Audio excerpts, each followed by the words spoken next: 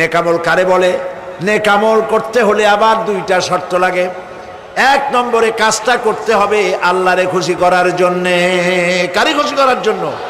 একটা মাদ্রাসা বানাইছি যাতে লোকেরা বলে যে বড় একটা মাদ্রাসা বানাইছে, এই জন্য মাদ্রাসা বানাবেন, মসজিদ বানাবেন, হসপিটাল বানাবেন, যা কিছু করেন নিয়ত হবে আল্লাহকে খুশি করা। নিয়ত হবে কারে খুশি করা? আল্লাহ পাককে খুশি করা। এই হলো নেক আমলের প্রথম শর্ত, কাজ হবে আল্লাহকে খুশি করার জন্য। দুই নম্বরে কাজটি হতে হবে সুন্নতে নববী সাল্লাল্লাহু আলাইহি ওয়াসাল্লামের উপরে। মনে থাকবে, দাড়ি রাখবো কেন রাখবো? রাসূলের সুন্নত। রাখবো কারে খুশি করার জন্য? আল্লাহ খুশি করার জন্য। রাখবো কার মতো?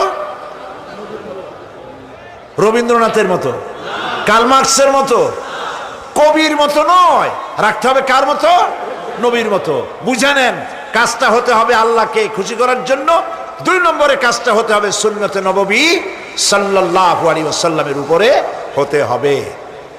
তাহলে এই হলো এক নম্বর। জান্নাতে যাওয়ার জন্য, আল্লাহর সাথে দেখা করার জন্য এক নম্বরের কাজ হলো নেক আমল। বলেন এক নম্বরের কাজ কি?